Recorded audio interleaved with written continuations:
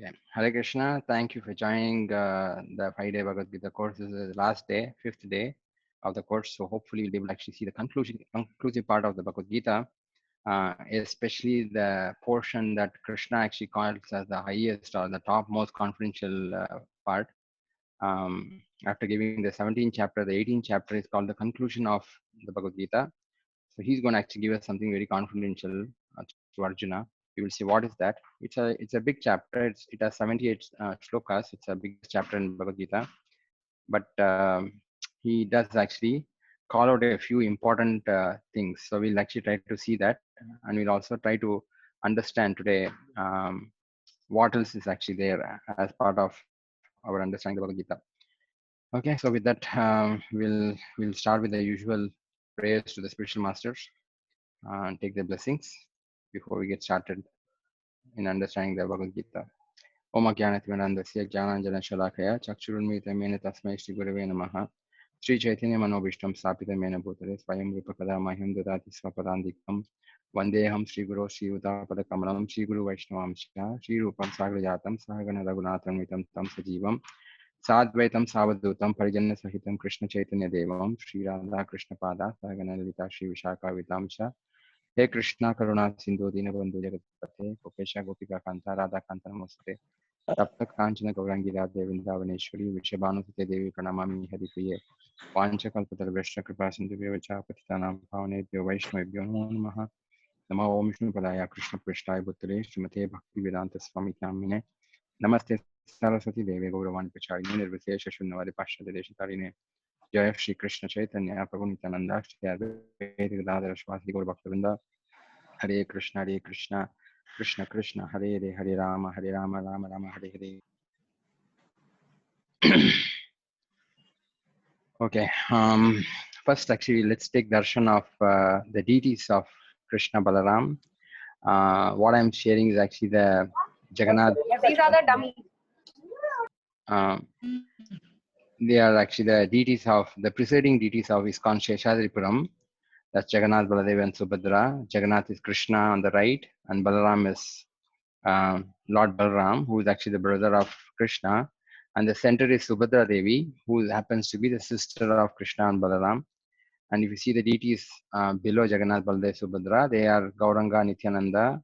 They are basically Krishna and Balaram, but in the mood of a devotee. And they are the ones who actually and spreading the the movement of Harinam Sankirtan. We'll actually see what is Harinam Sankirtan in today's session. So they are extremely merciful. They are Krishna and Balaram, but they are in the mood of um, giving mercy to people, all the people, the fallen souls. Right? We'll try to understand a little bit of aspects about what we discussed yesterday. So we did actually discuss one thing yesterday because we had this question that it's very difficult to come to conclusion whom should we follow. Is it easy to actually come to the right conclusion of should I follow this path, or should I follow the path taught by my parents, or should I follow the path that is actually given by some other guru? How do I know this, right? So Yudhishthira Maharaj, in yesterday's session we did discuss, in Mahabharata, Yudhishthira Maharaj mentions that it's not easy to come to a conclusion on our own because the information which is there in the Vedas is extremely confidential and little bit of complicated also, because there are equivocal instructions saying that many gods are same. So it's very difficult for us to come to a conclusion. But he did mention the secrets of the Vedic scriptures actually is hidden in the heart of the Mahajanas. So we did touch upon this yesterday. And today we'll actually see who are these Mahajanas. There's actually a shloka in Srimad Bhagavatam. This information is not there in Bhagavad Gita. There is actually a shloka in Bhagavatam, Srimad Bhagavatam, which actually goes like this: Swayambhu Narada Sambhu Kumara Kapilo Manu Prahlado Janako Bhishmo Balir Vaya Sakir Vayam. These are the 12 personalities who are called as the Mahajanas. And then it also continues Dvadasaite Vijinamo Dharmam Bhagavatam Bataha Guhyam Vishuddham Durbodham Yam Gyatvam Ratam Ashnute. So what is the meaning of this? Very interesting to see. The explanation is given like this: Lord Brahma, Bhagavan Narada. See again, Narada Muni is a rishi, but he is very powerful because he's a very close servant of Vishnu.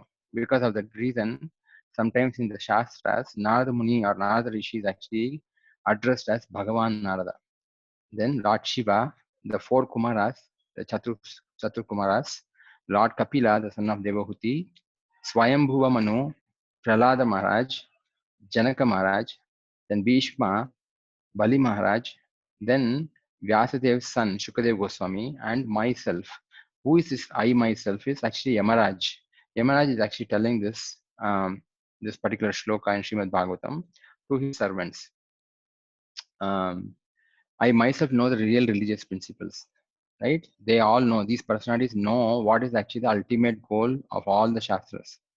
My dear servants, so Yamaraj is actually telling his servants, that is the Yamadutas, this transcendental religious principle, which is known as Bhagavat Dharma or surrender unto the Supreme Lord and love for Him, is uncontaminated by the material modes of nature. That means serving the Supreme Lord Krishna alone.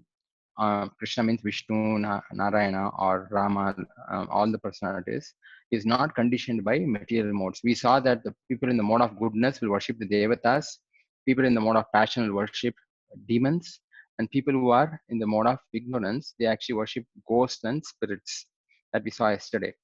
Right? So here, those who worship the Supreme Lord are above the modes of nature. They don't actually, that's why worshipping Vishnu is not that simple. That's not easy. One has to actually have proper understanding about the Shastras. Only those who actually have that correct understanding, they worship the Supreme Lord. Now, the next sloka, Yamaraj is actually telling, it is very confidential and difficult for ordinary human beings to understand. But if by chance one fortunately understand it, he is immediately liberated, and thus he returns home back to Godhead. See, the whole focus of Bhagavad Gita, as we explained from the first session, is that to go out of the cycle of birth and death in the material world to the spiritual world. So the same thing is actually being repeated again. The same essence of this information is repeated again Bhagavatam in many places. And here Yamaraj is telling this. Yamaraj means we actually get scared because Yamaraj normally means he's a god of death. We get scared, but actually Yamaraj is a Mahajana, meaning a great devotee of Lord Vishnu. So he doesn't touch those who are devotees of Vishnu. He only controls those who actually are in the modes of material nature. Whoever is actually dedicated to be in the material world, only those kind of personalities, Yamaraj and Yamadutas actually will attack. Rest of them and all, especially the devotees of Lord Vishnu, Yamaraj doesn't touch them. So that's just to give an example about who are these personalities. These 12 personalities who are mentioned. Okay.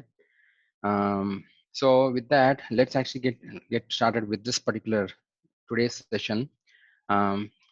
We will mainly talk about the conclusion of the Bhagavad Gita, the 18th chapter, in a very in a nutshell form, because it's a huge shloka, huge chapter with many things which is actually already explained again repeated in this chapter. It is not a mistake of the Shastra. Why is it repeated again? It is just to stress the importance of these information. It's again repeated there. So we will not go through all those information, but we'll just connect upon the important aspects. Then we'll also look into the introduction to Mahamantra meditation, mantra meditation, what really happens, why I'm actually telling from day one, like please chant Hare Krishna. We'll actually understand what is this chanting of Hare Krishna, what does really happen when you chant the Hare Krishna mantra. Because as I said in the previous session, whatever we are looking at heard so far is just to tell that we are actually having a disease. We don't have a solution yet. The solution recommended by the Lord himself is actually to chant the holy name of the Lord. We will see those details today. We will also actually understand what are the steps to actually attain success. How do I understood this so far. Okay, how do I actually go from here? What should I actually do? How do I actually make progress towards the ultimate goal? We'll see that. Then I'll also touch upon what is Srimad Bhagavatam about. Why am I actually quoting from Srimad Bhagavatam? Because Bhagavad Gita is what actually the essence of Bhagavad Gita is. Of course, why am I actually quoting from Srimad Bhagavatam? What does Bhagavatam really contain? We'll try to understand that in a nutshell format, right? Okay. In the Bhagavad Gita, in the 18th chapter, there are various shlokas. Krishna actually is explaining many things again and again. Some of the aspects he repeats, like what are the quality of qualities of people who are in the mode of goodness, that is Brahminical personalities, who are in the mode of passion, ignorance, and who are, he also talks about Brahmana, Kshatriya, Vaishya, and Shudra. What are their natural qualities? What are the qualities by which they actually function in this material world? What are the activities that his devotees would actually be engaged in? All these things he's explaining. And as he progresses toward the later part of the chapter, Krishna tells Arjuna about a secret on how to stay in the material world. Um, while we are in the material world, we get into so many different situations in life. Arjuna also is worried because Arjuna doesn't know what's going to happen. Although he saw what is going to happen in the Virat Rupa, Vishwarupa, he was not very sure whether that's what is going to really happen. Uh, because we also sometimes hear all these instructions, but then we can't remember these instructions. We forget the instructions. Unless until you keep hearing these instructions again and again, it's natural that we forget whatever we have heard. So Arjuna was actually a little bit worried whether we'll be able to be successful in the war. Whatever I'm seeing, will it happen? But how do I remember God and work all the time, right? Because Krishna told this to Arjuna, saying that Tasmat Sarveshu Kaleshu Mamanusmriti. You fight, but remember me and use your intelligence in remembering me, and then fight. If you do that, you will come back to me end of this life. So that's what I actually mentioned. He repeats similar kind of instructions about coming back to Krishna, going back to Krishna again and again in the Bhagavad Gita. But he gives a very important, because many of us actually will have a question. Okay, going back to Krishna is okay, but I'm still here. What do I do? How do I work in this world? It doesn't seem to be so easy. It's easy to talk, but when it comes to practicality, it's not all that easy. So he gives this shloka. He says, if you become conscious of me, you will pass over all the obstacles of conditioned life by my grace. If, however, you do not work in such consciousness, but act through false ego, not hearing me, you will be lost. Again, so Krishna is not actually threatening anybody here. He's only giving the truth because he's created this world, and this world works in a particular fashion, and he controls everything in this creation. Because he controls everything in this creation, he knows what are the tricks of being in the material world. Right. He is giving this information saying that if you become conscious of me, that means if you become conscious of Krishna when you are actually working, uh, we will pass through all the obstacles of conditional life. So here there's an important aspect that we need to observe. The Lord does not say that we will never get any obstacles. Obstacles means difficulties. He doesn't say you will not get any difficulties in life, but you will pass through all the difficulties in life. A conditioned life, he calls, because in this world, all of us are conditioned to behave in a particular fashion. All conditioned living entities will go through different obstacles. But by the grace of Krishna, we will overcome that. We will pass through that difficulties. However, if you don't work or if you don't listen to whatever the Lord is telling, which we are free to do, we will be lost, he says. What does it mean we'll be lost? We will be lost means when you call a person who's lost, imagine actually I'm sitting here and then I go out of the house. When I go out of the house, I don't know where I am in this world. I don't know whether I should go to the left side or the right side, or where I'm supposed to go. I don't even know. Then you feel lost. If you know where you are and you know how to go, where to go, and all these things, then you're not lost. So here, what Krishna is telling is, we'll be lost means we'll be lost in the cycle of birth and death. We don't know where we are going to go after this lifetime. We don't know, because depending on our karma, whatever activities we are doing, prominently whatever activities we have done in this life, such kind of a body will get in your next. But if you don't know what is that body, then we'll be lost. We don't know. I mean, you are suddenly pushed into another body, like an animal's body or a cat's body or a tree's body, and inside a tree you have to stay for about 1,000 years. It's very painful, right? So that's what it is. You don't know. So Krishna is telling, if you act through your false ego, saying that I don't care for any of these instructions, I will act whatever I want, he will not force us, but we'll be in trouble. In the sense, we'll be lost in the cycle of birth and death. Again, we have to go through the cycle, right? Now, the question that we will have is, okay, if I'm actually going to be provided that kind of a cushion by Krishna, that is, and the Lord will actually by his grace, we'll actually overcome these obstacles of conditioned life. How does he do? They're actually in the purport of the 18th chapter in the shloka. Um, Srila Prabhupada actually mentions a very important aspect. He says, for one who acts in Krishna consciousness, what is acting in Krishna consciousness? Meaning, we are hearing to Krishna, we are trying to understand Krishna's instructions, and with the help of devotees, we are trying to follow his instructions. Then, for such a person, not for those people who actually are generally thinking, okay, I will do whatever I want to do and say that Krishna only told me. No, like that. One have to understand what Krishna is telling through the devotees of Krishna, especially those who are practicing it properly. For such people, Lord Krishna becomes a most intimate friend. He always looks after his friend's comfort and gives himself to his friend, who is so devotedly engaged, working 24 hours a day to please the Lord. So their focus is all about how to please Krishna. Because they are always thinking about how to please Krishna, Krishna becomes very, very indebted to them. He becomes very grateful to them, saying that since you actually are always thinking about me, I will also think about you all the time. So when that such a relationship is established, then there may be many difficulties or many conditions. Because of the condition life, we may get into many difficulties. The difficulties could be caused by our own spouse, it could be caused by people around us, it could be caused by a disease, our own body, or some demigods, or some spirits, anything. But for someone who is actually of this kind, Krishna personally takes care of them. And knowing Krishna to be the supreme personality of Godhead, there's no other force which actually exists in this creation which can oppose Krishna's power. There's nobody like that. Because when Krishna becomes angry, even anger personified becomes scared. Fear is scared. Fear is afraid of Krishna. Fear can't stand in front of Krishna because Krishna is very powerful. So because all these things are created by the Lord, right? He's created everyone, every thing in this world. So if he actually decides to protect someone, nobody can actually do anything to that person. So that's actually the example given here, saying that Krishna will actually protect such a person and also help them pass through the obstacles of conditioned life. But why does Krishna actually put or not take them completely out of obstacles? I am Krishna's devotee. I don't want to have any problems.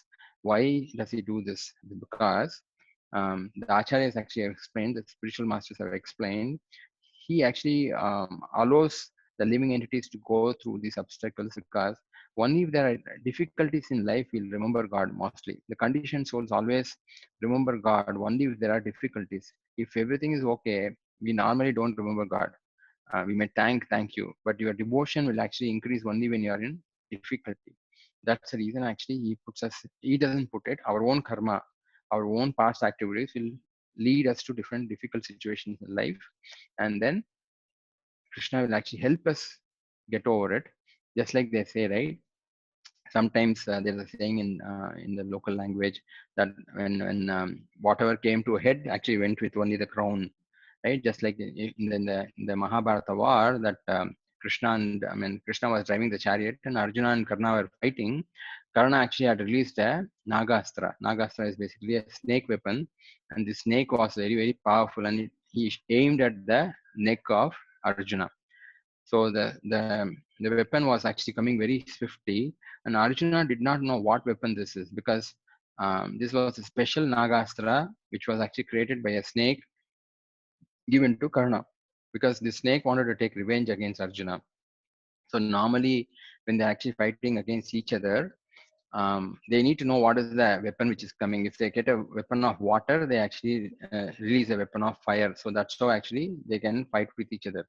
They are all celestial weapons, which are actually divya weapons. It's not ordinary weapons, not ordinary arrows, right? So ordinary arrows you can actually shoot with each other, no problem. But these are actually celestial weapons, which actually have special power. Sometimes they'll actually release a weapon which will create a huge cloud. You can't see anything around you. Then they have to release a weapon of Vayu, that is actually wind. So the wind will dispel all the darkness, and again everything will become normal. So that's how actually they'll fight. In this case, he actually had released the Nagastra weapon Karna, which was coming towards his neck.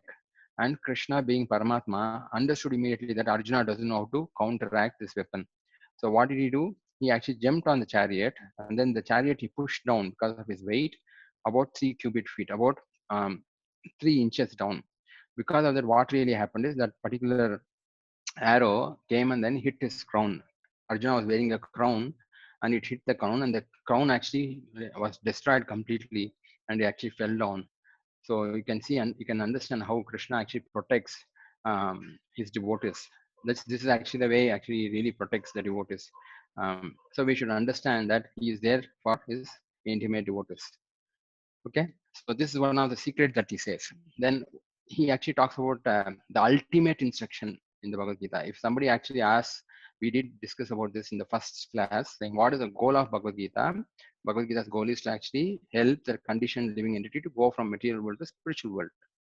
But what is the ultimate shloka? If somebody asks you, what is the topmost shloka which actually talks about what Krishna is giving in Bhagavad Gita, this is actually shloka. It is 18.66, 18 chapter, 66 verse.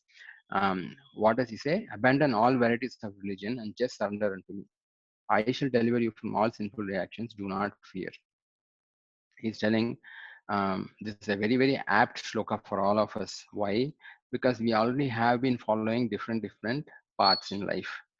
When we follow different paths, we always have a fear. If you don't worship a particular devata, then the devata will actually come and disturb us and things like that.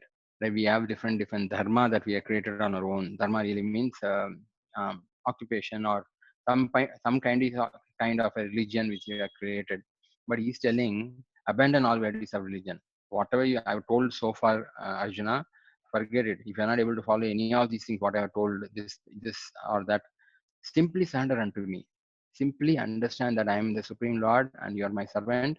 And in that consciousness, start working. Whatever you are doing, do that. But understand this. I will deliver you. I will actually take care of you. Everything. Whatever difficulties you are actually going to have, those difficulties, I will handle it. So don't worry about it. Do not fear, he says, because we actually always have this fear that if I actually try to change my lifestyle, then I will have difficulties, right? Of course, when you are trying to change your lifestyle, you need to actually consult a senior Vaishnava and get trained on that. One should not abruptly change anything. Because if you try to change something, then you'll have more difficulties in life. But this is actually the ultimate shloka. Sarva dharman parityaja mam ekam sharanam raja. Here Krishna is telling mam ekam sharanam. He is not allowing someone to surrender to everyone. Anybody you can surrender to any gods. No. He's saying mam ekam, surrender unto me. Right? Aham tvam sarva papavyo. Then I will like take care of all the sinful reactions. Ma shuchaha. Ma shuchaha really means don't fear, do not worry. Don't feel that actually something bad will happen and things like that. I will take control of your life. So don't worry about it. So this is actually the ultimate instruction one should actually understand, which is actually mentioned in uh, the Shastras, especially in the Bhagavad Gita. So this is extremely confidential information, but nobody actually knows these things because we don't read Bhagavad Gita. If you read Bhagavad Gita, then you understand this. And after reading the Bhagavad Gita, unless until you actually have devotee association, like-minded devotee association, you cannot follow these instructions. Why you cannot follow these instructions? Because you are not trained yet how to really follow the instructions of Krishna. Krishna may say many things, but how do I actually follow those things? We have to see somebody else following like that. Then we'll be able to follow exactly like that. Um, there are other things also which actually Krishna mentions in this chapter, um, saying that why is it actually in the purport of this particular shloka, Prabhupada mentions why is it very important that we follow the instructions of the spiritual masters properly, coming in a parampara, not anybody and everybody. Everybody's servant is nobody's servant, right? That's actually the information that Krishna gives, and one should actually accept the lineage, the parampara. Then we'll be able to get all the information correctly. It's just like choosing a spiritual master or teacher. The teacher, if you actually take shelter of a particular teacher, the teacher will train us everything. And even if you actually are not able to understand something, they'll spend more time with you to help you understand what it is. Even in the material world, it happens. If there is a teacher who actually has a favorite student, the teacher will actually try to make sure that the student gets all the information, not to someone who's very naughty or someone who's actually very disobeying. Such teachers don't actually help people who are disobeying them. right? So same kind of understanding is what happens in the spiritual life also. Think that you have a guru who is a spiritual master. We have Srila Prabhupada who is actually giving this information to us. If you become loyal, start hearing what is being mentioned, then all these doubts actually will start disappearing slowly. Then you will actually be more um, you'll be more convinced that, oh yeah, what I've been hearing is actually correct. Because everything that, and nobody is actually all these personalities who are there in this parampara, in the sampradaya, are not blind followers. They are all they have read all the shastras. They've actually understood the goal of life, and then actually they have written all these books. They are not actually simply saying just because I like a person, I like Krishna, I've written this. No, they actually have compared all the different Nana Shastra Vijaraneka Vipuno, all the different Shastras, they have compared everything. And after that, they have actually concluded everything and then given this information. So we should understand that very, very clearly, right? Okay, so um, now getting into the next aspect of it, um, we have 4 yugas, right? It's mentioned in the Shastras. Krishna mentions in the Bhagavad Gita also, in the one of the chapters, in the 6th chapter, he just mentioned that Brahmaji lives for a very, very, very long time. Brahma's life is so huge. It's 12 hours itself is very huge. He says, Sahasra Yuga Paryantam. Sahasra Yuga means 1,000 yugas will constitute 12 hours of Brahma. One yuga is how much? Um, one yuga is actually, the Kali Yuga is the smallest one. The Kali Yuga is actually 4,32,000 years as per the Shastras. Again, there may be different opinions about the timing and things like that, but we'll accept whatever, even if it's 4 lakh, some, say, some 43,000 years, even then it's actually very big for us, right? We'll just accept whatever the Acharya says and then go with that. But every yuga actually has different understanding, different meaning. But what is actually mentioned for this yuga, which is called the Kali Yuga? It's mentioned in the Bhagavatam, Krite yad jayato Vishnum Tretayam yajato makaihi Dwapare paricharjayam kalota dhari kirtanat. What does it really mean? It means like this. Whatever result was obtained in Satya Yuga, which is the first yuga, by meditating on Vishnu, in Treta Yuga by performing sacrifices, and in Dwapara Yuga by serving the Lord's lotus feet, can be obtained in Kali Yuga simply by chanting the Hare Krishna Mahamantra, simply by Hari Kirtanat. Hari Kirtanat means doing Hari Nama Sankirtan. If we simply do that, we'll get the same benefit what people would have got in Satya Yuga. So, going to the next understanding of this, these are the 4 different processes mentioned for 4 different ages. If you see on the top left, Satya Yuga, which is actually the first stage, people had very long lives and there was no disturbances like the disturbance that we have today. Uh, so they used to sit and meditate on Vishnu for such a long time, such a long duration. Um, Typically 60,000 years, 80,000 years, they'll be sitting and meditating on Vishnu. When they do that, at the time of death, they'll be able to leave this body and go. This process is definitely not recommended for this age because we are very disturbed.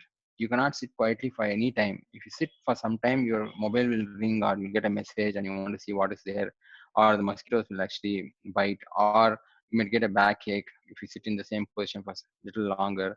But here you can see the picture. This actually is indication of how people in those days were very, very dedicated, right? In the process of Ashtanga Yoga. So this process is not recommended for common people in this age. And then the Treta Yuga. Treta Yuga is actually the second age, which is also a long life. People used to have 1,000 years, 10,000 years, 10,000 years of um, the age was actually 10,000 years normally, right? Like we have 100 years as kept as normal here. 10,000 years was actually there for the Dwapara Yuga or Treta Yuga. And those days, people actually had different yajnas, basically like Rajasuya yajna, Ashwamedha yajna, like this big yajnas they used to do. And the king used to actually be the main person doing this different sacrifices with all the sages around. Um, And then the Lord personally used to come after the yajna is successful and then accept offering. Whatever people used to give as offering, he used to personally accept it and then bless them. This was the way of realization of the Supreme in those ages. Then the third age, which is called the Dwapara Yuga, this yuga is when Krishna actually appeared. And that yuga, since people actually are little less um, lived, they actually don't have a very long life. They are about 1,000 years, is what they say. Um, deity worship was actually mentioned. Deity worship means Vigraha Seva. So people used to go to the temple and then worship the deities. Because the deities actually are physical forms, it's much easier to do, because for the Treta Yuga sacrifices, you need to have a lot of money. So much of ghee has to be burned, so much of firewood, and so many good brahmanas, qualified brahmanas need to be there to do these yajnas. It's not these days actually the so-called brahmanas can't be of this nature, because they used to start the fire just by chanting a mantra. Such kind of people are not available these days. That kind of purity is very difficult to get in these days. So you will not find the Lord appearing end of the yajnas. In those days, it was there. So the Dwapara Yuga was deity worship, because in deity worship, it's much easier to see the form of the Lord. You can go and sit in front of the Lord, you worship the Lord, you offer him something as gift, and that's how it used to work in the Dwapara Yuga. That's why they built very, very big temples so that people can come and worship the Lord. So that was Dwapara Yuga. But unfortunately, in this age, which is called the Kali Yuga, um, it's very, very difficult to actually have peace of mind. You don't have money, you don't have qualified brahmanas, neither your mind is stable. Because if you had mind very stable, very strong, then you can sit and meditate like how they used to do in the Satya Yuga, like Ashtanga Yoga. We don't have that kind of mindset also. Our mind is very weak. We are always disturbed. We can't follow anything properly. And then there are many people who cheat us. So it's so difficult actually in this age. So and neither like Dwapara Yuga, deity worship also is not possible, because situations like COVID comes, you can't even go out of the house. Then even if you go, you need to actually spend money to go to different temples, and you go there, it's so crowded there, and people actually charge money, and it's so expensive things are. So how does people actually get perfection? That is the reason the Lord actually has personally inaugurated the chanting of the holy names of the Lord by chanting Hari Kirtana. The same thing what actually I had explained here in the previous shloka, that Kalau Tad Hari Kirtana, that means chanting the Hari Kirtana mantra. The Hare Krishna mantra is specifically actually given. Um, who inaugurated the Hare Krishna mantra is something that we need to see. We'll explain that. So that's actually the process given. Simply chanting the Hare Krishna mantra, chanting the holy names of God. Again, understand who God is, and then chant the mantra. It's not that any shloka, anything actually is mantra of God. No, we need to understand that clearly. Then it'll actually have an effect. So that's actually the recommended process for this age of Kali. Now, what really happens when you do mantra meditation? We'll touch upon it. Mantra really means, man means mind, and then tra means destroy or deliver. The mantra really means someone who's chanting the mantra, it will deliver the mind from all distresses. Any difficulties that we have in our mind, it all actually disappears by doing this. Any mantra for that matter, not the Hare Krishna mantra or any mantra you chant, this is what will really happen. It will actually deliver the mind. Now, the recommendation in the Shastra is actually Kalotad Hari Kirtana, chanting the Hare Krishna mantra. But nobody was following. And then Lord Chaitanya Mahaprabhu, few 500 years ago, he appeared on this planet in the place of Bengal. And he traveled all over India basically. And then he was spreading this Hare Krishna mantra. Why did he actually give Hare Krishna mantra? Because he did mention that Hare Krishna mantra is the most powerful mantra mentioned for this age. It is there in the Shastras also that all the sages go to Brahma and ask Brahmaji, this Kali Yuga is actually a very notorious age because nobody can actually follow anything properly. People who really want to follow properly also, they get cheated. Then in such kind of situation, sometimes there are nice people in this world, there are nice gurus who are there in the world, but intentionally they don't cheat, but they don't have spiritual masters to guide them. They are self-made spiritual masters. They just become one day spiritual masters and they want to do good to the people. But they will also get cheated. Why? Because they don't have a spiritual master to guide them who is actually coming from disciplic succession. So in such kind of situations, how does this world work? So it's very, very difficult, such kind of situations. So what do we do? So they all go to Brahmaji. So Brahmaji closes his eyes, is there in the Kali Santaran Upanishad. He says, he quotes this Hare Krishna, Krishna Krishna, Hare Hare, Hare Rama, Rama Rama, Hare Hare. Iti Shodashakanam Kali Kalmashanashanam Natro Paratropaya Sarva Vedeshu Dushyate. He says, I've actually glanced through all the Vedic scriptures because Brahmaji actually is the reservoir of all the Vedas, right? He is the one who actually gave the Vedas to the material world people. So he says, I glanced through everything. There is absolutely no easy solution for this kind of problem except for one. If they chant the Hare Krishna mantra completely, the Sodashaka means 16 names. Hare Krishna, Rama, like that, 16 names. If they chant this Hare Krishna Maha Mantra, Kali Kalmashanashanam, the Kali Yuga effect will actually be destroyed completely.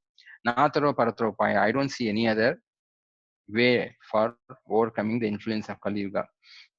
It's very, very difficult for the people of this world to come to any conclusion. Just simply by chanting the holy name, they will be able to come to the right conclusion. So Lord Chaitanya picked that particular shloka. He being Krishna himself, Lord Chaitanya is Krishna himself, but in the form of a devotee. He wanted to show how to become a devotee. So he came and then he spread the message of Krishna himself as a devotee, talking about the Bhagavad Gita and how to surrender by chanting the Hare Krishna mantra. I don't understand philosophy, I don't understand Sanskrit, no problem. Just simply chant the Hare Krishna mantra. Simply chant Hare Krishna, Krishna Krishna, Hare Hare, Hare Rama, Rama Rama, Hare Hare. Um, and then continue 108 times is equal to one round. As many times possible every day, continue to do it. If you do that, then you will eventually start coming into the right conclusion. You'll be guided by the Lord himself through the medium of the devotees to come to the right conclusion. So when he said this so many years back, when 500 years back he appeared in the land of Bengal, India alone, many people were delivered. However, the Western people were actually not delivered because Western people had no clue about Indian philosophy and things like that. And the Western people only thought about India. India is all about land of mysticism. People will actually walk on fire, or they will actually swallow fire. This is the goal of Vedas and things like that. This is not actually the goal of Vedas. These are all the karma kanda portion. We discussed that yesterday. Actually speaking, the goal of Vedas, as I said, is to know Krishna. Vedesha sarver aham eva vedya. Krishna says that of all the Vedas I am to be known. But unfortunately, nobody actually looked into all these things. So Lord Chaitanya empowered another personality, that is Srila Prabhupada. He is the first one to actually take this information outside India. And outside India, the Western people are not loose or crazy people, okay, to accept anything and everything. They are very smart people, and such people, they start reading the scriptures like Bhagavad Gita very carefully. They follow it in their life, and then after that they actually have concluded, yes. That's why you find in ISKCON so many foreigners actually are picking up. It's not easy for ordinary people to actually pick it up. You have to be intelligent to understand these things, right? By the grace of Lord Chaitanya, it's possible. Now the next step would be, now I understand all these things, but how do I follow all those things? This actually Lord Chaitanya gave this in the Chaitanya Charitamrita. He said, Sadhu Sangha, that's number one, Nama Kirtana, Bhagavata Shravana, Mathura Vasa, Sri Murtina Shraddhaya Sevana. So these five things is what actually one should follow in their life. If they follow these things, automatically everything will fall in place. But how do I follow all those things? Very simple. It's A, B, C, D, E. A means association of devotees, like what we are discussing. We have to keep hearing and associating with like-minded people. Um, if we actually associate with a drunkard, then we'll also actually know how to drink properly and learn all the details of how to drink, what to mix, and how do you drink like that. Um, but if you associate with devotees, the devotees will tell you more about Krishna, and we will actually start understanding how to become close to Krishna. That's A. The second is actually the books. Books is basically what you have in Bhagavad Gita, or hearing about Bhagavatam. What is there in Bhagavad Gita? What is there in Bhagavatam? What Krishna is actually telling. Bhagavad Gita actually is a book about Krishna speaking about himself. The Supreme is actually talking about the Supreme. That's called Bhagavad Gita. Whereas Bhagavatam is all about um, Krishna's devotees talking about Krishna, the pastimes of Krishna's devotees plus Krishna himself. What all pastimes you are doing, that's actually spoken. It's just not a story. This actually has a lot of meaning, a lot of information on how to serve Krishna better, right? Then you will know how to love. How did actually the devotees in the past loved Krishna? We'll also know it. And if we try to follow their footsteps, we will also start getting the same result, right? That's B. Third is actually the most important, chanting the Hare Krishna Mahamantra. It's very important. Either you do as a japa. Japa means actually you take the beads and chant to yourself, but you should at least chant in a way loud enough for you to hear that much. That's japa. Or you collectively actually together we can actually chant and then sing the glories of the Lord by chanting the Hare Krishna mantra. That's called Sankirtana. You might have seen in the temples of ISKCON, you'll find many devotees actually sitting together and then singing the Hare Krishna mantra. That's also very nice because it's like so many people together in here. It's so nice with the musical instruments all together. It's very lively actually, right? The fourth one, again, these are actually, as I told, the Bhagavad Gita, whatever I heard so far, is basically the disease. Now these are the treatment for overcoming the disease. The diet as well as the medicine. Medicine is chanting the Hare Krishna mantra, hearing about Krishna more and more, understanding this truth better, associating with devotees. All these things will actually empower us. It will also help us convince ourselves that we are actually in the right track. We'll be able to follow everything, right? The fourth one is the diet.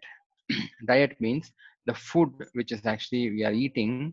If we actually offer it to Krishna, uh, we prepare food in the mode of goodness. We use vegetables which are in the mode of goodness. We actually cook in a very pure state of mind, and then we offer that such food to Krishna, and then we actually accept it as prasadam. When you do that, then you get a brain to understand who Krishna is.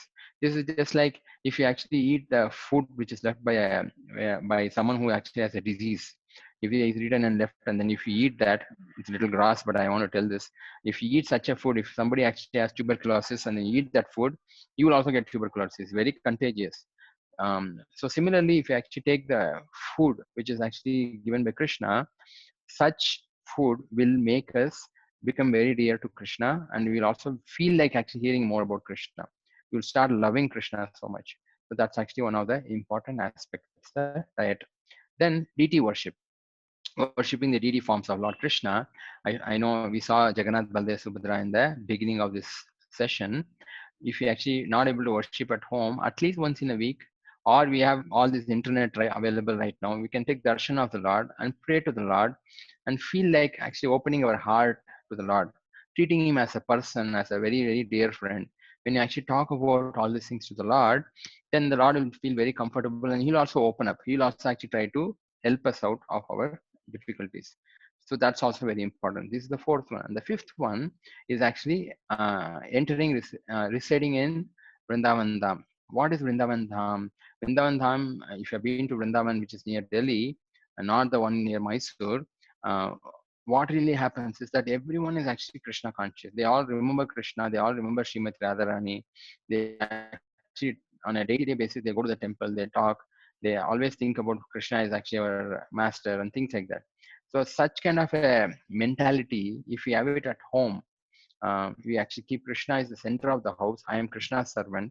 Then such kind of atmosphere will always help us progress in this understanding.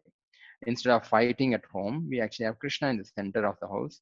Of course, these things require some training. We cannot simply bring the Lord inside and say, okay, I'm going to make you as the center of the house. Then you'll all fight. At home, people will say, why are you doing all these things and then spoiling the home culture? No, we need to actually get trained um, by devotees, right? And then we'll be able to do it. But at least first thing that we need to do is chanting the holy name of the Lord, chanting the Hare Krishna mantra.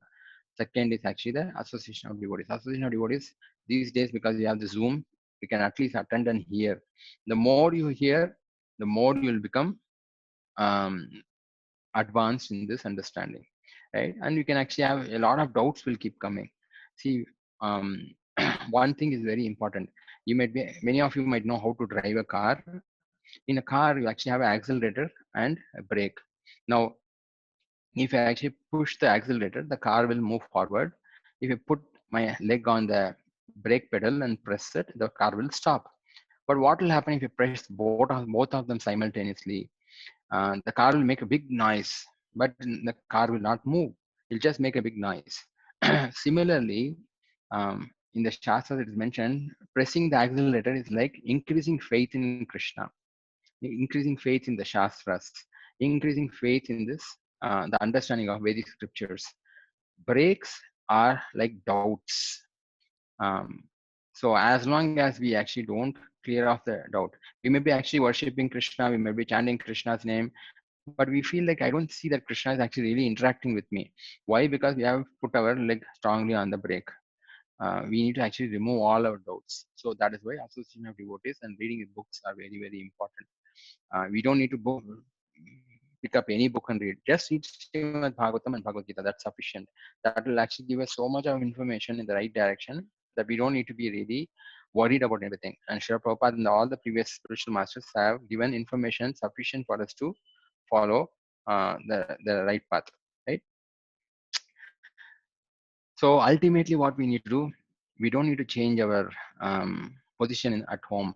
You don't need to throw anything out and things like that. Just change the attitude. That's all. The attitude is that so far I've been thinking I'm this body, so I do whatever is necessary for my body to be happy, which we are thinking it's me. I am this body. But now the attitude is that I am not this body. I am the spirit soul. I am the servant of the Supreme Lord. So if the Supreme Lord is happy, I will be happy. So we start understanding what will make the Supreme Lord happy, what will make Krishna happy. Just like Arjuna did that. Arjuna wanted to fight. We wanted to stop fighting in the beginning because he thought, I am fighting for winning this battle. But Krishna convinced him, saying that you are not actually fighting for yourself. You are supposed to fight for me. I want this war to happen. If you want to be a part of that, you can be an instrument in my hands. If you don't want to fight, don't fight. It's perfectly fine. I'll find somebody else because I am the supreme. I can create anybody I want and then make this fire. Nothing is there. I'll use my Sudarshan Chakra to destroy. But Arjuna was very, very intelligent. Arjuna understood all these things and he surrendered to Krishna, saying that you tell me what I should do, I'll do that. Then he fought, but he did not fight for himself. He fought for Krishna, working hard. But for whom? For Krishna. So that's possible. Then you will feel like, okay, I'm doing something worthwhile for Krishna. Just like you see, Hanuman actually built the bridge for Ram to travel across the Lanka to kill Ravana. Hanuman did so much. He lifted so many boulders and he was working so hard. For why? Just to actually help Ram. And does Ram really need Hanuman's help? He does not need Hanuman's help because Ram is actually all powerful. He's sitting here, he can shoot an arrow and then kill Ravana. Still, in order to show how to love Krishna, how to love Ram, he has to actually give them opportunities to love the Lord. So he created this situation and they built the bridge. Similarly, here also, Krishna could have killed everyone, but he still actually chose Arjuna and told him, you please actually fight for me. So he fought very ferociously. He actually killed all the different what do you call soldiers in the war, but all he did for Krishna's sake, for his pleasure. Whatever was required to be done, he did. In the course of time, Arjuna did not even think about his personal status in life. In fact, if you see, Arjuna as a Kshatriya is not supposed to kill someone who's on the ground. That's actually against the Kshatriya principles. Karna, for that matter, he was on the ground. But Krishna told him, please kill. I want you to kill him. So this will actually, people will actually criticize Arjuna that what kind of Kshatriya you are. You are actually killing someone who's unarmed, who's sitting on the floor. This is not actually acceptable. This is very bad what you are doing. Arjuna Arjuna decided to actually serve Krishna, said, okay, even if I get a bad name, I'm okay. Krishna, you like it, so I will do it. This is really Krishna consciousness. If Krishna wants something to do, even though I don't like it, I will do it. So if this kind of a love we actually can cultivate, end of life, for sure, you will go back to Krishna. And that's actually the goal of Bhagavad Gita actually, right? The same thing actually is explained, but in a very elaborate fashion in the Bhagavatam. We'll actually look into that. So the mantra that we actually have to chant is very simple. We simply have to chant Hare Krishna, Krishna Krishna, Hare Hare, Hare Rama, Hare Rama, Rama Rama, Hare Hare. Why this mantra? Why not some other mantra? Why this mantra is because Krishna has actually given this mantra as Lord Chaitanya Mahaprabhu. Simple. I have a headache. I can go to the doctor and then ask, I have a problem, doctor, and doctor will actually diagnose and say, okay, for your disease, you need to take crocin, right? But if I don't even go to the doctor and I go to the pharmacy and pick up, okay, many medicines are there, okay, anacin, crocin, cousin, all these things, many things are there. Either crocin or donkey sin, we can take and eat it. But if you eat all those things, what is the guarantee your headache will go? We don't know because you are choosing things on your own. But if the doctor is giving that, he knows that, okay, based on your difficulty, he is giving a particular medicine. Similarly, Lord Chaitanya has recommended this particular mantra for this age of Kali, saying that if you chant this mantra, you will achieve the ultimate goal, and I am responsible for that. I will make sure that you will actually succeed. I am particularly, specifically actually looking at you and then helping you overcome all the difficulties. That's the reason we actually chant the Hare Krishna Maha Mantra. And I request that you all have to, you please chant the Hare Krishna Mantra every day. We will see how to actually help you on this, right? On the beats, if you can chant, it'll be very good. Now, I actually want to touch upon an important aspect of Srimad Bhagavatam, because Srimad Bhagavatam is actually the postgraduate study. So far we have understood only that Krishna says he's the Supreme Lord, okay, and he is asking us to surrender and love him. So if you want to love Krishna, if you want to love a person, you need to know the person little bit at least. At least you have to be with that person. Only then you can start loving. Without knowing the person, without spending time with the person, how will you love a person? Right? We can't actually love the person. So the Bhagavata Purana, Srimad Bhagavatam, is actually a 12 canto, 18 volume, available in all the languages, which is actually talking about Krishna's pastimes as explained by the devotees of Krishna, right? This has a lot of information. Of course, all this information will make your heart, you will feel really, you can understand what is the position. This actually has explanation about everything, including the different devatas, different in details. Bhagavad Gita gives you only a glimpse. Bhagavatam actually explain everything. Why is actually Krishna the supreme person of God? What did he do? And how does actually one practically become enlightened in the goal of life, right? So all these things are explained in the different cantos, first canto, second canto, third canto. It goes on like that. And in each canto, there are multiple chapters, sometimes 2, 3 books are there. But these are so wonderful information, and it is mentioned in the Shastras, especially in the Bhagavatam itself. If somebody keeps these books, just keeps these books at home, all the devatas recite, because the devatas love Vishnu so much. Um, all the devatas love Vishnu because Vishnu is their master. They know it. So whenever actually you keep Bhagavatam, which is actually talking about Vishnu or Krishna's pastimes, all the devatas will actually guard such a house. So it's actually a very, very nice thing to actually keep Srimad Bhagavatam. At least it should be a life's goal. And of course, if you read, it's much, much more beneficial, right? So that's what I want to actually mention about Bhagavatam. I think we actually come on the, I just want to actually mention one more point. Now that you actually understood all these things, we have actually almost covered the entire, the glimpse of what is in Bhagavad Gita. The important aspect is actually we want to know, we want to issue certificates also. We want to know, there's actually the quiz link which is there. Ashwini Mataji, you can actually share this quiz link in the WhatsApp group as well as in the chat session. So please take, it's about 10 questions. We want to understand what is your understanding about the session. It's questions on that. Please take this. So based on this, we'll be able to issue certificates, and we'll also be able to guide you on the next steps on what we want to actually do. While the Bhagavad Gita, essence of Bhagavad Gita actually course ends here, we want to make sure that, okay, I've understood all these things. What should I do next? How do I actually go ahead with that? We will try to help you out. Okay. So I think we are almost done with the session. Let me know if there are any questions or anything that you want to ask. Yeah. Let me see. Okay. Is okay. Okay. Maybe actually there were difficulties today's session only because of the reason we actually had to use a different Zoom link. Um, Anyways, the recording will be available. Please do actually go through it if you have not been able to hear properly. and we are always available to actually help you out on this, any questions that you have, because we are all there. End of the day, Krishna has actually given information about what is the truth, but we have to help each other to understand what are these instructions, and then um, go back together to Godhead, because on our own we'll not be able to accomplish it. We need help of devotees to help us out, right? Okay, I mean, I'll take questions right now. I have the first question here. Please make sure that actually you answer the quiz, because it's very important for us to understand whether you got the glimpse of it. Okay. I see that Chaitra Mataji has actually asked a question. What happened after Bhagavad Gita was told to the sun god? Was it not preached by any rishi? Why in the Dwapara Yuga? Okay. So Krishna does mention in the 4th chapter that this information, what I'm giving to Arjuna in the Bhagavad Gita, it is not new. This information is there for a long time, and I gave this knowledge to sun god in the beginning. Arjuna immediately asked, okay, sun god is actually superior to your birth, superior to you by birth, because we both were born at the same time.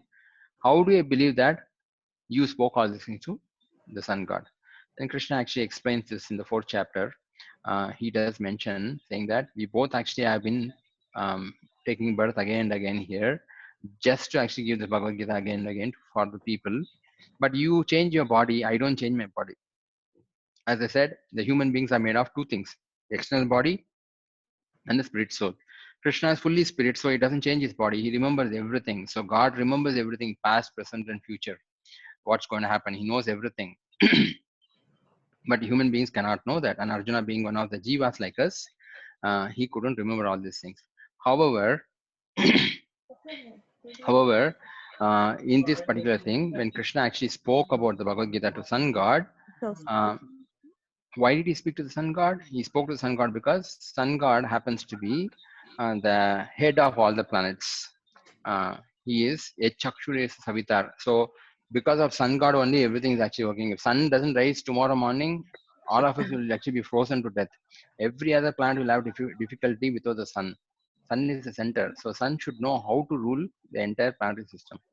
So that's the reason actually Krishna spoke to the sun god, and from sun god many other kings came. They are called the Surya Vamsha Kshatriyas, right? So they're all kings, and since they all knew how to rule the people in general, how to guide the people in the right direction, Krishna actually chose the sun god to actually speak about the Bhagavad Gita, but it's many millions of years ago, right? After that, every other personality like the Sapta Rishis, everyone knew these things. They actually give this information time and again. However, what happens is over the period, this information gets lost. Why? I mean, actually, let me give you a simple example. Imagine you have an uncle in the US, okay? This uncle doesn't come to India at all. So the children actually forget such uncle even exists, right? That's the reason actually the uncle once in a while comes and then shows himself saying that, oh, I'm here, I will give you gifts. I will give you gift. I will give you gifts and things like that, right? So that's an advantage of having this. The similar kind of answer is given. Why do we celebrate Independence Day? Just to remember that we actually are under the British rule. Now we are free. That's the reason we actually celebrate Independence Day again and again, to say that, oh, we should not make mistakes again and become dependent on some other country like that. So same thing. Krishna comes to just give an opportunity for people who will say God is not there, this is not there, and so he comes and again appears, say, you are telling God is not there. I'm here. See, I mean, I'm available. I can work like this. I can play like this. Come and you can all come and play with me. That's the reason actually comes once in a while. And he came to re-establish this information to the general people, especially the kings, not to the common people, because common people will hear all this thing and can't do anything. If it's a leader of a society, the leader will actually be able to train everyone else on this. He can put a rule saying that everyone should learn this, like that. So that's the reason actually he's giving it to the kings. Raja Rishi, he says, right? And then um, that's how the world works. And again, after some time, again this knowledge will be lost, and again Krishna has to come in some form and then explain this. Yada yada hi dharmasya. He'll actually again come and explain these things to somebody, right? This is a cycle which goes on in the material world. But who takes it? Very few people take it. Whoever takes it gets an advantage of going back to Krishna, and they'll stay there. Whoever doesn't take it, they'll continue their life here, and again Krishna will come and teach them. That's what really happens. Hope that actually helps, Mataji. The next question is, the Bhagavad Gita explained by Krishna to Arjuna to face the situation. The point is here, in order to transform from negative to positive, why lengthy 700 shlokas were needed?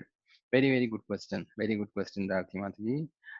What really happened, as I said in the second class, Krishna chose Arjuna to give information to all of us, because Arjuna already knows all these things. Krishna put him into kind of confusion so that he will ask questions on our behalf, and Krishna had to establish the entire Vedic wisdom through Bhagavad Gita, so that if somebody asks questions, religious principles, that will be actually given. And Arjuna, um, hearing and asking these questions is just to give Krishna an opportunity to tell all of us, saying this is what you can do. And 700 shlokas are actually given because not everyone is in the position of Arjuna. If you tell, you will tell, okay, Arjuna is a Kshatriya, is a king, he has a lot of money, he has very good wives, and everything is comfortable, just that he has a problem with his family. I have different kind of a problem. How do I actually solve that problem? For that reason, Krishna actually chose situations and explained everything what is required, so that all of us, in whatever condition we are in, will be able to understand and then execute our life in the right direction. That's the reason actually it took 700 shlokas. From negativity to positivity is not actually, it's not one shoes fit all, because all of us are in different circumstances, different backgrounds, different mentality, different karma. Nothing actually happens. But if you follow the principles of this, then all of us actually will be able to be successful. That's the reason actually it took 700 shlokas to explain that, right? So different aspect, people will have questions, you'll actually answer all these things. Hope that helps. If Krishna is supreme God, then why we are differentiated into different religion? That's actually created by man. Men actually have created all these situations depending on the need. Again, without without God's permission, nobody can create any good religion.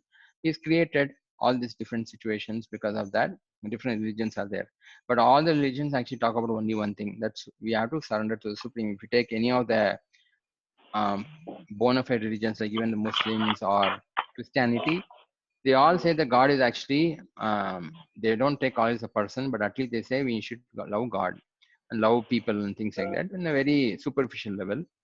And because we need have a lot of material desires and we want to actually fulfill those material desires, God has created so many devatas to fulfill those material desires. So he takes care of them like that. It's not to create confusion. Men have created this kind of a problem, saying that this religion is better than that religion. All the religions actually are same. One has to come to that right understanding. One should not unnecessarily fight, saying that my religion is better than your religion. Do you love God? Then your religion is good enough. If you don't love God, then it's not the right way to do. Yeah. Thanks. Thanks for highlighting chanting and its role in our spiritual life. I am also interested in knowing about concepts of non-duality and consciousness and how these help to handle our emotional weaknesses. Yes, so the emotional weaknesses what we go through is because of our past conditioning. As I said, the soul is Satchitananda. It's always happy, always blissful, always knowledgeable. But we are conditioned by some surroundings, some kind of a um, what do you call material covering which is there. So we are suffering because of that. Now, if we can actually understand this properly, then these things actually don't disturb us any longer. We'll be able to come to the right path. But it needs practice. It doesn't happen overnight. Because if it had to happen overnight, again you'll change it again, go back and do the same thing. So Krishna is not going to be a kind of a master where okay, you ask, I will give you immediately. No, we need to actually understand it properly with the help of devotees. We will be able to actually overcome all the difficulties. We'll actually talk about this. We will see how to actually conduct this program and then help you all. You can help each other to make progress, right? Yes, Mataji. Question from Kamakshi Mataji. I read human Janma is last Janma. So whoever surrenders to Krishna, the Supreme One, should get moksham. Please advise. Human Janma is actually not the last Janma as such. Human Janma means human birth is an opportunity to get out of the cycle of birth and death. Because the heavenly planet people, like the demigods, the devatas, actually are enjoying like anything, because they don't have any problems like what we have: water problem, tsunami problem, this problem, coronavirus. Nothing is there for them. They have once in a while all the demoniac people like Rakshasas coming and attacking them, like Kamsa or Hiranyakashipu, like that, and Vishnu comes and destroys them. So they are happy. They have a long duration of life. They are very happy. They don't think about getting out of the cycle of birth and death. They are happy. For us, it's always mixed. Sometimes actually we are happy, sometimes we are sad. Uh, Whereas the people in the Patala, the lower planetary systems are always in trouble. They don't get very, they're not very happy. They're actually always disturbed in mind. So the human form of life is an opportunity to get off cycle of birth and death. If you don't use it, again you get into the same cycle. You will get to the cycle of, if you have done a good activity, lot of pious activities, you get the body of a devata in the heavenly planets. You'll enjoy for a long duration, and then after that, Shine Punye Martya Lokam Vishanti. Again you come back to the earthly planet. If you have done a lot of papa sinful activities, you will be forced to take the birth of an animal, or pushed into the lower planetary systems where you are always in tension and always in difficulty, right? So this cycle keeps happening again and again and again and again. It's like a giant wheel. When you actually go up, you feel happy, but when you come down, you feel very, very scary, in the sense like you feel like vomiting and things like that. Same thing happens when you actually going to the heavenly planets. You become happy. You come down to the lower species of life, you feel very, very disturbed. But what Krishna is telling is, human form of life, you can get out of the giant wheel. You don't have to go through this thing. That's why it's called sometimes last janma, right? Hope that actually helps. It's not that anybody who's got a human form, they'll actually go out of cycle of birth and death. No, one has to understand these things and get out of this cycle of birth and death. That's how it works. Also, I want to imbibe Krishna consciousness in such a way that it becomes merged with me and my own consciousness. Please guide to. Yes, we will actually think about. Please take the quiz, because it's very important. We want your numbers also who actually are interested to know these things. We will try to actually help each other. We'll actually have a program which will actually help us on a regular basis on how to practically follow this at home. We need good friends. We need friends who can actually help each other. How do we actually cultivate this information? And we'll keep getting doubts. I had told you, we need to actually remove our leg from the brake pedal. Brakes are like doubts. So we need to actually have doubts clarified, not by our own mental speculation, but what the scriptures tell us. How do I understand these things clear? Then as you chant Hare Krishna, all the doubts will actually automatically get dissipated. Then we will be able to really make progress, right? So this is something that we need to understand, and we all there each other to help each other, right? It's not that we have to accept everything blindly. No, we will try to follow it. We'll understand it. We are all truth seekers. Always remain truth seeker. Don't be a blind person saying that, okay, somebody told me, that's why I have to follow it. No, we actually have Krishna is there in your heart. You can actually ask him what is really right, right? If you feel no, Krishna is not there in my heart, Lord Shiva is there in my heart, no problem. Actually ask them, okay? Because Krishna understands it. Ultimately, Krishna is the Supreme Lord, and then he expands to become different personalities, right? um, there are more information as such in the Srimad Bhagavatam explaining about who Lord Shiva is, who is Parvati. These all information coming from the acharyas, and the Srimad Bhagavatam explains everything so clearly that no doubts actually stay on the long run for us, right? We'll definitely actually help everyone. We'll see what can be done. Okay. um, okay, hope, I mean, I think I've run out of any other questions on this.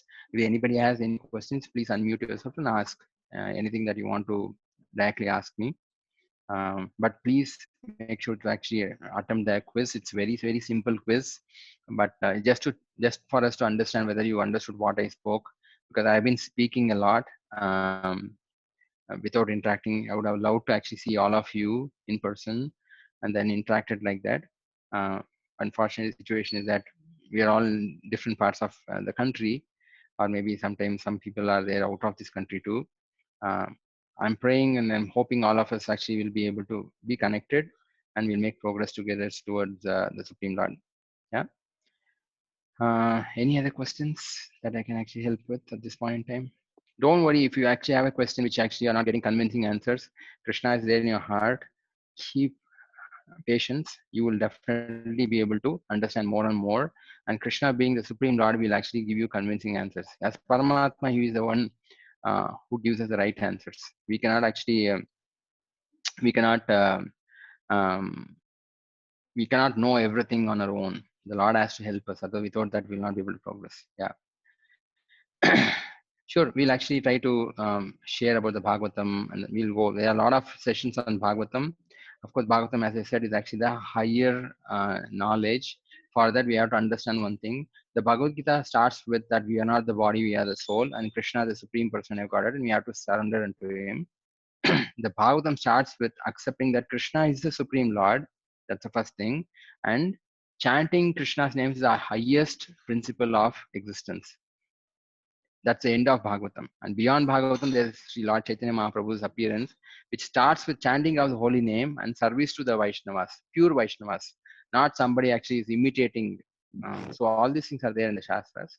We will go step by step, so don't worry, we'll be together.